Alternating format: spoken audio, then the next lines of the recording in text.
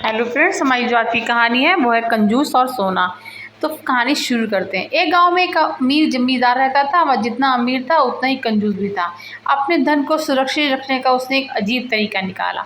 वह धन से सोना खरीदता और फिर उस सोने को गलाकर उसके गोले बनाकर अपने खेत में एक पेड़ के नीचे गड्ढा खोदकर डाल देता।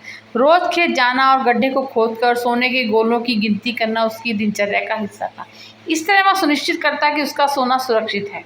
एक दिन एक चोर ने कंजूस आदमी को गड्ढे में से सोना निकालकर गिनते हुए देख लिया। वह छुपकर उसके जाने का इंतजार करने लगा। जैसे ही कंजूस आदमी गया, वह गड्ढे के पास पहुंचा और उसमें से सोना निकालकर भाग गया।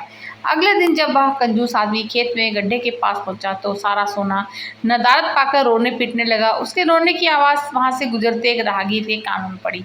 वो रुक जाता है। उसने कंजूस आदमी से रोने का कारण पूछा तो कंजूस आदमी बोला, मैं तो लुट गया, बर्बाद हो गया, कोई मेरा सोना लेकर भाग गया, क्या करूंगा मैं? सोना किसने चुराया, कब चुराया? राहगीर तो आश्चर्य में पड़ गया। पता नहीं चोर ने कब इस गड्ढे को खोदा और सारा सोना लेकर 9 2 11 हो गया। मैं जब यहाँ पहुंचा तो सारा सोना गायब था। कंजूस आदमी बिलखते हुए बोला, गड्ढे से सोना ले गया? तुम अपना सोना यहाँ इस गड्ढे में क्यों रखते हो? अपने घर पर क्यों नहीं रखते? वहाँ ज़रूरत पड़ने पर तुम उसका आसानी से उपयोग कर सकते हो। राहगीर बोला, मैं अपने सोने को कभी हाथ नहीं लगाता। मैं उसे सहेज कर रखता हूँ और हमेशा रखता, यदि वो चोर उसे चुरा कर नहीं ले आता। कंजूस आदमी बोला।